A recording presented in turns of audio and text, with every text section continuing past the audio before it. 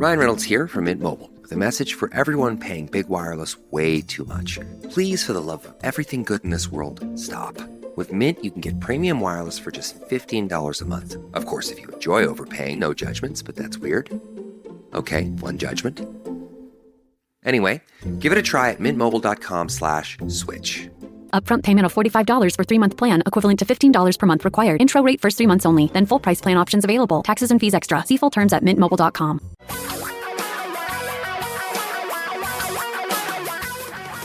Reality radio for a really great future. We're talking real money. Welcome once again to another exciting Best of Talking Real Money. Well, okay, we don't know that it's the best of yet, but we expect this will be one of the best ofs.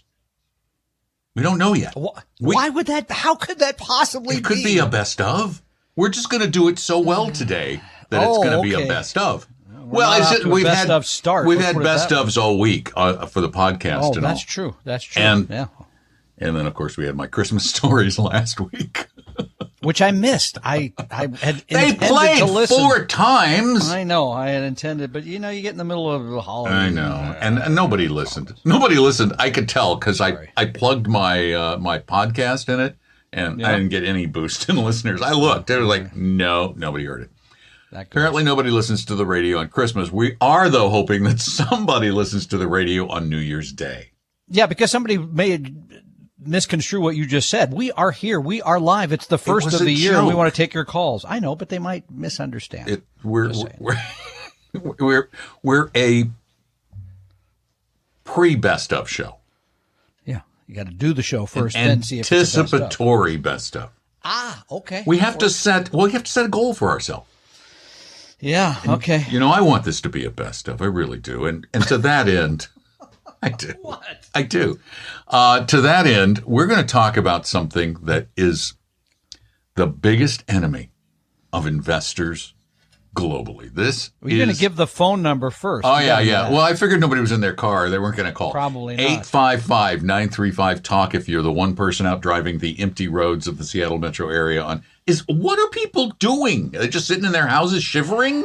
Yeah, I'm trapped here, as you know. I live in this big hill. Yeah. I can't go anywhere. I'm stuck until the thaw. So that'll teach you to move up a mountain. 855-935-TALK. That's the phone number. There, I got it out of the way. 855-935-8255. Now, what are we going to talk about? The killer. You said fear. The killer of investors everywhere is fear. Fear is the mother of violence, to quote Peter Gabriel. I think that's true. I think, and that's the reason, by the way, that there's like $19 trillion in banks making nothing, right? Right. Fear. And that's the reason people are waiting around now. Like, well, I don't want to invest now because the market's at a record high. This is a terrible time. Stocks. Prices are too high.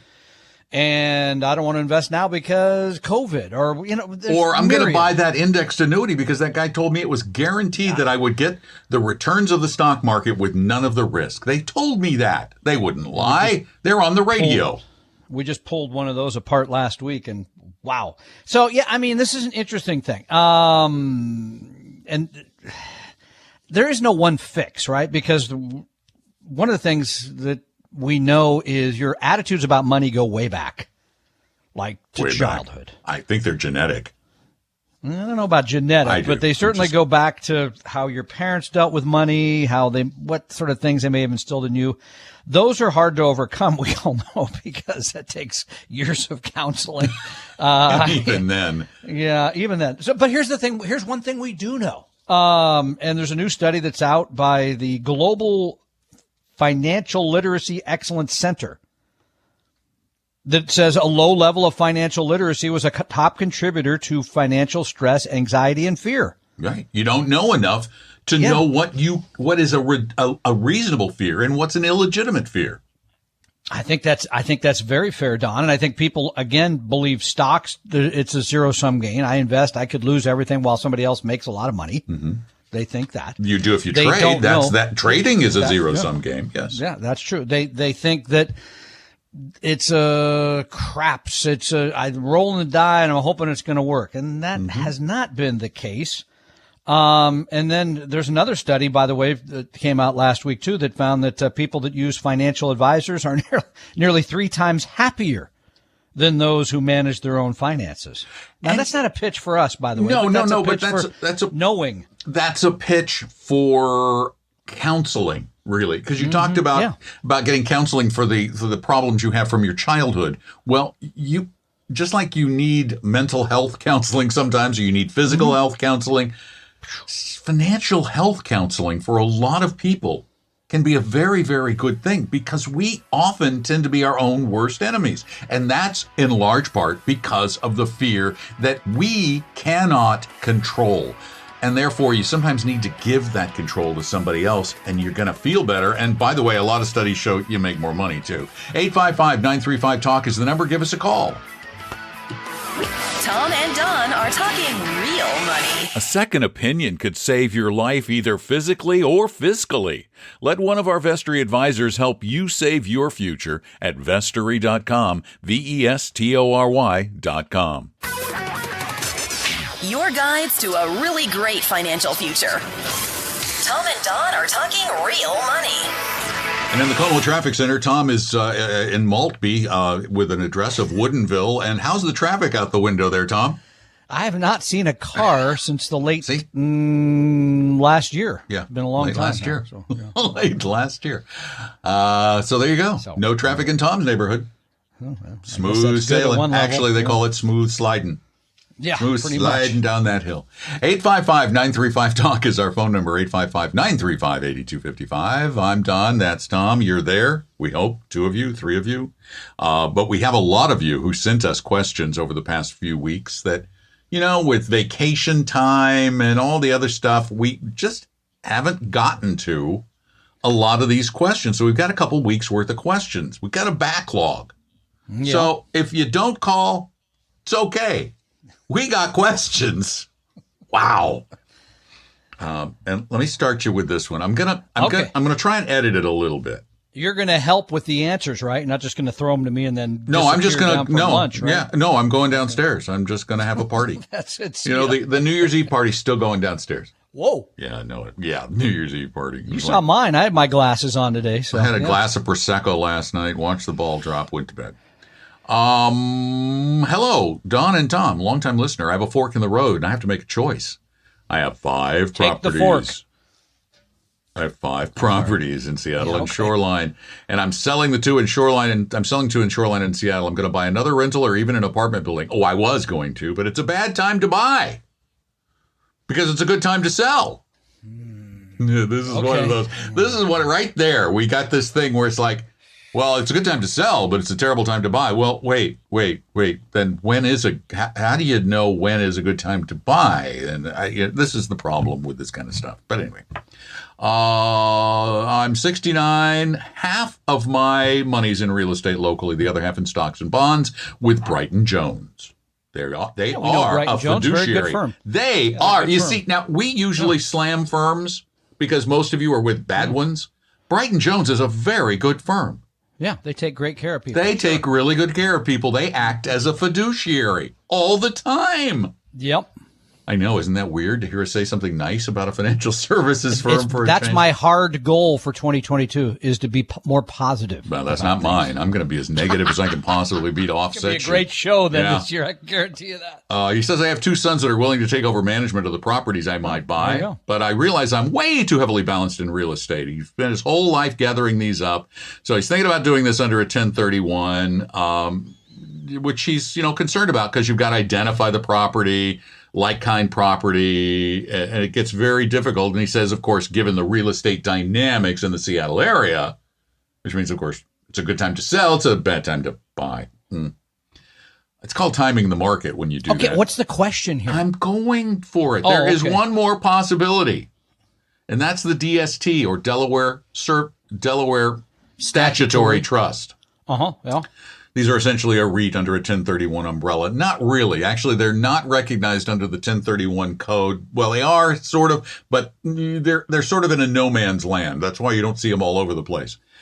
Anyway, Delaware statutory trusts have real estate within them. It is and he said, I've heard you describe them in the past as gimmicky. My question is, what is gimmicky about them? I want you to talk me out of going for a Delaware statutory trust. Downsides I know about. You have to find somebody, they'll take a commission. They don't have liquidity. You don't really know what you got. But on the positive side, you get rent, and it's bigger than a typical dividend. See, on the positive side, you get rent every month. But he says, I don't know what to do. So what should he do? Well, he answered a lot of the question himself. He did. I know. Yeah, he actually did a good job of talking himself out of it. The commissions on DSTs are built into the product. They're hidden. They're not neatly exposed and disclosed. But they can run 5 to 10% of the money you put in. You're going to test I'm going to be more positive in 2022, mere 12 hours into the year. Number one, I would ask my advisor at Brighton Jones. They'll have good knowledge about that. That was when I read this, I went, wait a minute. I would go to my Brighton Jones advisor and say, let's talk about how this fits. Mm-hmm. They should be talking to you about your entire portfolio, including your real estate. Yeah. I mean, but back to, so if this was truly for inheritance purposes. Well, he didn't say that. Okay, but he's 69. Your sons are going to take over. Mm-hmm. So that, I mean, and I guess the only advantage you would truly have in the DST then for that would be just diversification, right? Because in the DST you own more than. Well, you can. A few properties. You can, you may not. It depends on the DST. Okay, so yeah, I mean, you got to get into They can be all specifics. over the place, and so and they're so opaque. It makes doing your due diligence difficult. Ooh, that was alliterative. Well, but again, his advisor would be able to do that for him. One would think. Yeah.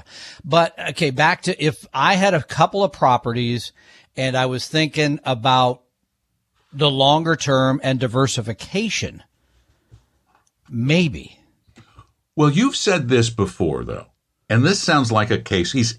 Half of his money is in real estate, so he is over invested in real estate for a passive investor. And if he's not going to be the active manager anymore, then it's no longer a business. Scale it down. It's no longer a business. So as passive, he's going to be way over emphasizing real estate. So there's nothing wrong with taking profits and paying taxes. And this is a big issue for many people. They do anything rather than pay the tax. Yeah. Which I think is silly. That is not a good reason to do a lot of things. But back to the other contention, that this is a great time to sell, a lousy time to buy it. No one has any idea about that. We may be at the beginning of a 30-year bull market for real estate. Who knows? I mean, still a lot of things going right? There's more buyers than sellers. Interest rates are relatively low. I mean, the economy is doing pretty well despite everything. So nobody knows that. The reason reason to buy securities is because you believe that they will grow more valuable over time. The reason to sell securities is either you need the money or you're trying to change your portfolio diversification. That's it. Yeah, the reason to buy, that's more complex because I do run into people that have cash and they say I don't want to buy now because the market is X. Yeah, but will the market likely go higher in the future? It will. Yeah. It will. But here's the thing. That shouldn't matter. The money's about you, not about the market. The market's going to do whatever the market's going to do. And all you can do is look back and say, over time, this is what's happened. I'm going to have a portfolio built this way for me. Mm-hmm. I don't know what's going to happen next year. I mean, certainly stocks have had 3 pretty good years in a row. But you don't try to time it. No, you don't try and time it. So back to the question. I mean, if I had an advisor at Brighton Jones, that would be my first call. Yep. Say, here's what I'm thinking about doing. Number 2, I think you're absolutely right. If half of your money's in real estate, then you're overweighted to one asset class in one specific area. Seattle may have 20 years where it's underwater. May be great, may not. So I think that's a reasonable assertion. And for me, at the end of the day, I got to know if I'm going to put money in one of those DSTs, exactly how much is sucked out for the commissions and the expenses and what it's really going to mean from a tax perspective over the long haul. And a lot of that they're not going to tell you, or they can't tell you. They're not going to get my money. No, they wouldn't get my money either. And the fact of the matter is, you got to consider this an act of rebalancing. Rebalancing is hard to do. It's always hard to do because we're always second guessing that decision, which is why you need to have a portfolio allocation that is right for you. And no matter what the market is doing, you need to move the money on a regular schedule. Tom and Don are talking real money. Tom and I created Vestory to help everyone become a better investor, even those who will never be clients. Let one of our advisors help you start your financial plan or solve a money problem free with no obligation or high-pressure sales pitch at Vestory.com, Vestory.com. For your real life and real future, Tom and Don are talking real money. Phone calls. We don't need no stinking phone calls, because we got people sending them in at talkingrealmoney.com. 855-935-TALK, though, is the phone number. I'm Don. That's Tom. We're here on New Year's Day. Happy New Year, by the way. New Year, same great advice right here on this program. If you've been listening to the podcast, which has been shows from 2017, I even did one from 2014. I thought it was 14. Somebody told me. No, yes. I had one from 14. What I'm doing is going backward. I'm going back in time. So we're doing mostly 17s. We'll get to 14 sometime in 2022, 2023, whatever. But what you'll find is the advice is ridiculously constant. We haven't changed. We haven't changed anything. Move on to something else. Yeah. No, something old school. Something new happens in the world. We may address it, but it's the same stuff. 855-935-TALK. But here's another one from TalkingRealMoney.com. This is about Roth IRA positions. Hello, my name is Sam, and I'm 28 years old and just recently opened a Roth IRA with Charles Schwab. I plan on contributing the maximum amount this fiscal year and hopefully continue to do so indefinitely. I plan on investing this money in VT, but I am nervous about keeping all the money in this account in one ETF. Is there any other mutual fund or ETF I can use to complement VT for this account that you can recommend for me since I'm young? I know I won't be touching this for a very long time. I'm not afraid of taking risks and being aggressive. Thank you.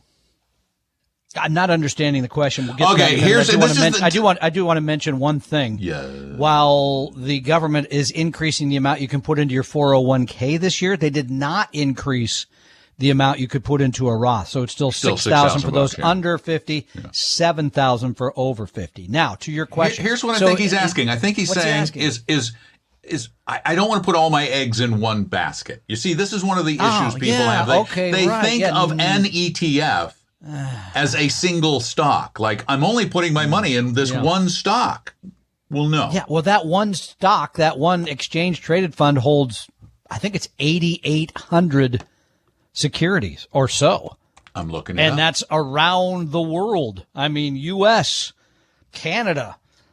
Canada? I think Canada's in there. I think South Korea's in there. I mean, it's all over the place. I mean, it's 9,230.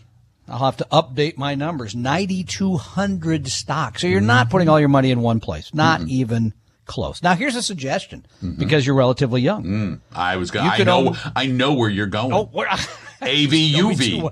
I know. Yeah, because I think so. You could put 80% of the money in VT. V as in Victory, T as in Thomas, and then put 20% in the Avantis U.S. Small Cap Value Fund, AVUV. So you have a little more exposure to smaller companies, value companies that you have a bit in VT, but not very much. Am I going to go for lunch now? What am I going to do? What am I going to have for lunch, Don? Big AVUV gloater. He's a gloater. He's gloating about AVUV. It's funny. Last year I had some money and I put some into VBR, which is the Vanguard Small Cap Value ETF. Equivalent. Yeah, which is a good, but it's an index. Thank you. It is an index. The Avantis AVUV is not. U.S. Small Cap Value ETF is not an index per se. It is passively active or actively passive. And by the way, the AVUV made just shy of 48% in calendar year 2021. VBR topped out at 27.5%. So he's take that for what you might. He's a bit of a braggart. I'm no smarter than anybody else, but they built that to tilt more to small and to value. Smaller, more value-oriented companies, and those had a better year in 2021 than just small. The risk in AVUV is going to be higher, and this is what we talked about fear at the beginning of the hour. And this is one of those things as investors, you have to, it's so simple. If you could just wrap your head around this, it's way too simple. The more money you want to make, the more risk you need to take. Or the obverse, the inverse of that is, the less risk you want, the more fearful you are, the less money you can expect to make. Practically Didn't the Beatles none. say something about like love like that? Something. Yeah, the Rolling Stones say you can't always get what you want. That's true. He's got this Boy, book is of that ever lyrics. 855-935-TALK. Call us. Tom and Don are talking real money. Tom and I created Vestory to help everyone become a better investor, even those who will never be clients. Let one of our advisors help you start your financial plan or solve a money problem free with no obligation or high-pressure sales pitch at Vestory.com. Vestory.com.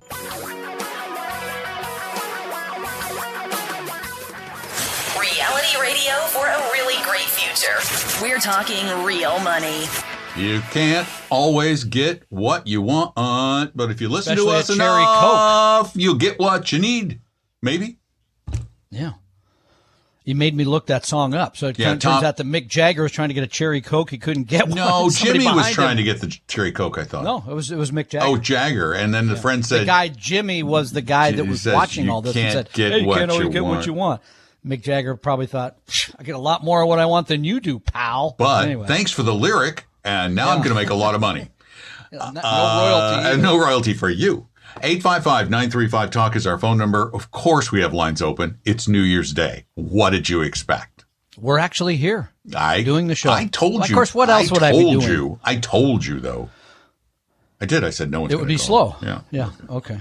By Which the way, is- for those of you, go ahead. Don't go ahead. I'm going to do a Because question. we had those of you. We'll go to question in a moment here. Who said a couple of years ago, "I don't want to put money in stocks because markets are at record highs." Oh, yeah. Yeah, a lot of people said that. I remember Yeah, so those 2019, all stock portfolio made 21.5%. 2020, 5.5%, and last year, 2021, 25.4%. That sounds like about 50%. So, and again, we have no idea what 2022 will hold, but please don't make decisions based on what the market's done lately. Period. Or on what the market is doing, because there's no such thing. Yeah. It isn't doing anything. It either has done or might do. Period. That's all. That's all you know. That's all you know. So you can also, in addition to calling us at 855-935-TALK, you can send your questions in at talkingrealmoney.com, as this gentleman did. Tom, this is right up your alley. I hope you don't get in trouble, okay? I'm gonna check my alley twice. Is your wife there? Just want to make sure. She's here. She's downstairs working out. Is she listening? She's not listening. No. Okay, we're good. All right. Give me a break. Hi, guys. Thanks for the podcast and the radio show. I'm 33. My girlfriend is 34. Both never married, no children. I have a net worth of about $2 million. Her net worth is about $200,000. He apparently is not marrying her for the money. Although she has some. That's pretty good. I am self-employed, about $200K a year. I have a home and a rental property, both with a mortgage. She's a W-2 employee, about $90K a year. You guys, comfy. Live a nice Most life. likely we will have a foreign property gifted, inherited to us at some point. We are thinking of marriage. We have both agreed to get a prenup.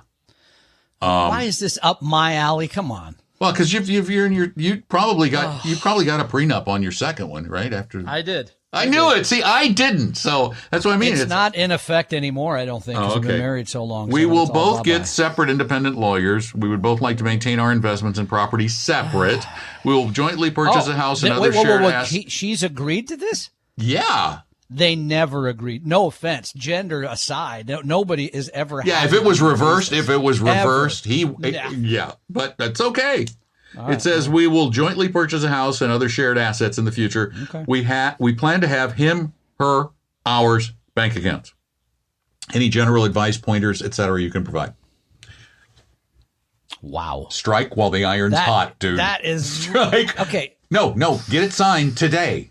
Well, yeah, everybody says it's okay. Oh, yeah, it's okay, honey. Then when the lawyer hands them, my experience. The lawyer hands, they go, That's why I asked you. I love you, right? I knew you had experience in this. And, I do. And my response is, when I got married, I had nothing and she had nothing, so it really didn't matter. It pays off. We had literally nothing. Separate bank account. I mean, okay. I mean, again, if you can really make it work, again, what I've seen it doesn't work, because here's what happens. Something comes up. Mm-hmm. And then it's like, well, we didn't plan on that. Well, yeah. And who's going to chip in the 50 grand to cover that? Well, I'm not going to do that. Well, you have That's 2 out of your million. share. I only have 200,000. Right. Then we'll do it on a percentage basis. 10 times more for you than for me. Other than, I really have no, I mean, I think we referred to counseling earlier in the show. Counseling is all I could say. Well, we're giving some counseling a little. I mean, it's hard. If you can do it, if you can actually pull it off with all kinds of addendums and clauses and what ifs and why fors, and you got to have all those. That's the thing. You got to think of all those what if, all those contingencies, and you build them, as many of them in there as you can. I can go get my wife right now to ask her if she's over it 15 years later. Probably would say no. Probably. She was kind of hurt by the whole thing. So yeah. And again, I was lucky in that I had nothing. Yeah. And it's I didn't have much. It's too late to get one now that I got a little something. It's too late. 855-935-TALK is the phone number. 855-935-8255. We're talking about your life, your dough. You name it. We'll discuss it. You can either call it in or we'll just pick some that people have sent in, and we have lots of those. So stick around. We'll be back in just seconds.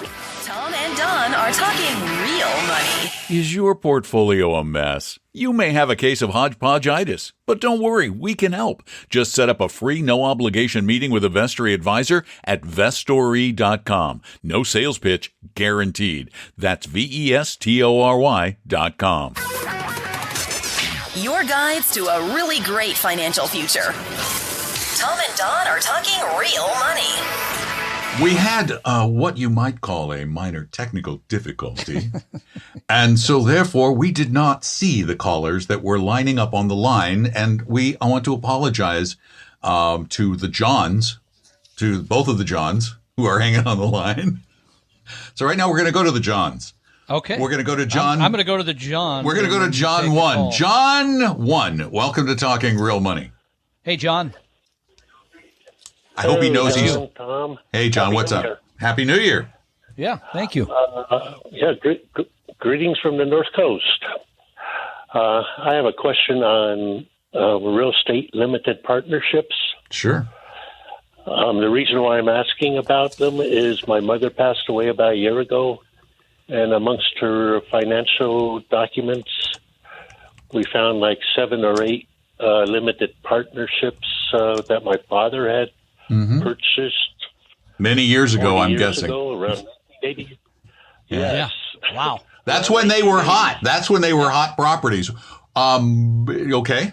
I'm well familiar with them. Yes, sir. Yeah.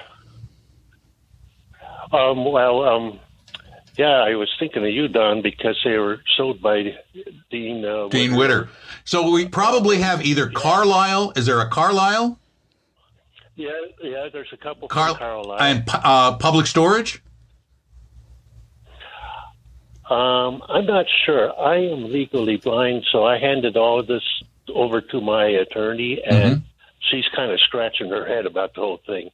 Yeah, what your attorney needs to do is contact, because she needs to actually just contact those firms. Immediately. Immediately. Okay. And find out where they are and what has happened to them. And find the account, because there's got to be an account in which they are held somewhere. Maybe at Morgan Stanley, which is the successor of Dean Witter. But she needs to call them and find out if there is any value remaining. Here's one of the problems with these limited partnerships, is that over the years, as properties are sold, that money is distributed to the partners, and so they become self-liquidating assets over time. So we don't know that there's anything left after 30 years. It depends on what was paid out to your parents along the way. But she can certainly find out where those partnerships are being held right now. And then I would get in touch with that brokerage firm and have them do some research for you. Good luck. You'll figure it out. It'll happen. Just can take a little bit of time. Thanks for the call. 855-935-TALK. John 2, you're next. Welcome to Talking Real Money also. Yes. Hi, good morning, gentlemen. Hi, Happy New Year to both of you. You too, sir. Some particulars. I'm 75, married 48 years. We have about $2 to $4 million in retirement accounts, so we're pretty much set on that account. I'm in the midst of settling my mother's estate, and I'm guessing that I'm going to get close to $1 million out of this thing. Is that taxable money? Depends. Probably not. Not much. There shouldn't be. I mean, in other words, unless her estate was, huge. In the great state of Washington. Well, in the great state of Washington, you only have to be. Oh, that's over right. $2 In million. Washington, yeah, it's $2 million. So if she had real estate or something else that pushes her over that, then perhaps. But federally, no. The federal cap is like $11 million. Mm-hmm. So no. Now, no, and plus you get a step up on any of her her appreciated assets. How long ago did she pass away? Last May. Okay. So so any gain in those accounts since last May, if you went and sold those securities, yes, you would pay capital gains tax on, but otherwise, no. So not much tax on that situation. Great. Thank you for your time, gentlemen. I do appreciate it. Thank you, sir. Take care. By the way, you might want to check your statements. He said his retirement accounts are $2 to $4 million. There's a lot of variance there between 2 and 4. I'm just saying, is that like that's like 100% 100% or something one day or 4? Or well, it could be Bitcoin. If you got Bitcoin, you're never going to know what it's worth. Second to second, it could be worth 100% different. That's a good point. I have never seen a more volatile thing. I don't even want to call it an asset. Pet rocks. They were just, more volatile. No, they weren't. This is more volatile. Beanie Babies? No, more volatile. Nifties? Okay, maybe Nifties. Yeah. Nobody knows. No, but the age of our audience, they're all going, Nifties? What's a Nifty? That's a cool person. Non-fungible tokens. Fungible. Stupid idea. Dave, you're up next. Welcome to Talking Real Money. Thank you. Happy New Year. And actually, relating to the last guy, if they did inherit like an IRA or something, they would have to pay taxes on that. Good point. Yes, if there was an inherited IRA, they would have to pay. They would get the 10 years over which to take it out in pay 10 years, and you got to pay the tax on that but income. Good point. You're good correct. catch, Thanks. Dave. Yeah, well done, sir. Oh, thank you. Thank you. And my question, I'm about 70, real conservative, too conservative. But I was just wondering, a buddy down here in Phoenix, old financial planner, told me, mentioned Series I, Treasury, I guess they're inflation-protected bonds. Yeah. Mm-hmm. What do you guys think about those? I've got my $10,000. I got my $10,000. You can only do $10,000, so it's not a lot. But there are, if you go buy them today, they're still paying 7%. I think until like April. Yeah. But you got to hold them. What for a year? 1.12 it said. Yeah. But how about buying? I saw there's an ETF and a mutual fund. Is that totally different if I buy it through Schwab or Vanguard in a fund? Yes. Can you do that? Oh yeah. That's not the I. That's not an I bond. That's not an I bond. That's a TIPS ETF, the Treasury Inflation Protected Securities, different and they security. are two different things completely. Yeah. Okay. But an I the bond. whole idea behind the I thing is, I mean, it's just a limited. For a person to go buy some of these government bonds. You can buy $10,000 a year, and then up to $5,000 additional per person if it comes from your tax refund. Okay. But the one with the mutual funds that's totally different. And what do you think of those? Is there any kind of inflation protected? Yeah. Treasuries you can get in a fund? TIPS have inflation. Yeah. TIPS are inflation protected. Vanguard's got a very fine TIPS fund. I would not count on a TIPS fund today to protect me from whatever inflation is coming, because it may already be built into the price of that security, but they are designed for unexpected inflation. So if we have further unexpected inflation in 2022, you might get, and I will look that up during the breakdown to see how they did in 2021, but I don't think they had a great year. Let's see. I can find it. I think it's VIPSX. I was just looking at what the government kicker is on the inflation rates. Vanguard's TIPS fund, I had it right, VIPSX. Yeah. And I'm trying to get the return here, and it's not giving it to me for some reason. Because make me do it. Like me. I know. You're going to be – here we go. I'll get it here maybe. But, I mean, TIPS could be in part of your portfolio. I wouldn't run out and buy them just for – Well, for a small portion of the portfolio, having a little inflation protection is not a bad idea.